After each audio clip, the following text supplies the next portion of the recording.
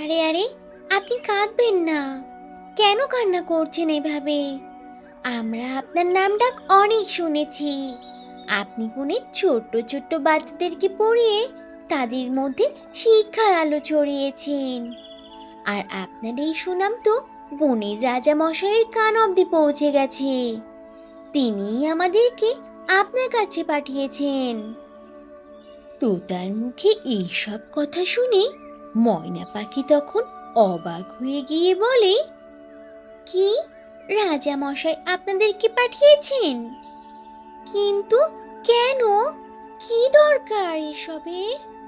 ময়না পাখির প্রশ্নের উত্তরে তখন যোগু কাক বলে, বনের বাচ্চাদের এত ভালো শিক্ষা দিয়েছেন আপনি, তার জন্য রাজা মশাই আপনাকে কিছু টাকা সম্মানে দিয়েছেন।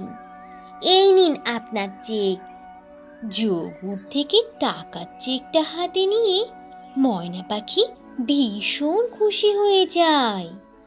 আর সে বলে, রাজা মশাই আমার প্রতি খুশি হয়ে আমাকে টাকার চেক পাঠিয়েছেন। এত বড় সম্মান দিয়েছেন তিনি আমাকে। আমার তো বিশ্বাসই হচ্ছে না একেবারে।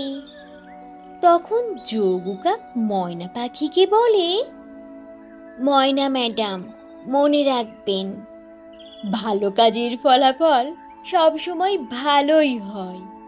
আর এটা হচ্ছে আপনার পরিশ্রমের ফল।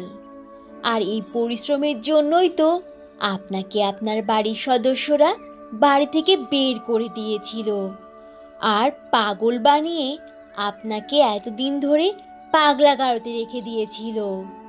আর আমি আশা করছি আপনি আর পিছু হাঁটবেন না।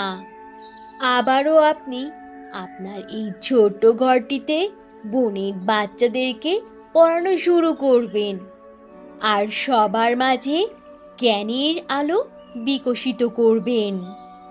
নিজের মানুষদের কাছ থেকে পাওয়া কষ্টগুলো ভুলে যাবেন আপনি, সেদিকে আর ফিরে তাকাবেন না। এটাই আমার অনুরোধ আপনার কাছে। আশা করছি আপনি রাখবেন এটা। তাহলে আমরা এখন আসি। এই বলে তোতা ও যোগু সেখান থেকে চলে যায়। আর ময়না পাখি মন খারাপ করে জানালার পাশে বসে থাকে। তো বন্ধুরা, এই ছিল আজকের গল্প। গল্পটি থেকে কি শিক্ষা পেলে তা অবশ্যই কমেন্ট করে জানাবে। আর ভালো লেগে থাকলে একটা লাইক করে দেবে। আর এখনো যদি চ্যানেলটি সাবস্ক্রাইব না করে থাকো, তাহলে এখনই লাল রঙের বাটনটি চেপে চ্যানেলটিকে সাবস্ক্রাইব করে দাও। আর অল দি নোটিফিকেশন প্রেস করে রাখো। তাহলে বন্ধুরা, আজ এখানেই শেষ করছি। আবার দেখা হবে নতুন কোনো ভিডিওতে, নতুন কোনো গল্প নিয়ে। সে পর্যন্ত তোমরা সবাই ভালো থাকবে আর নিজেদের প্রতি খেয়াল রাখবে। আল্লাহ হাফিজ।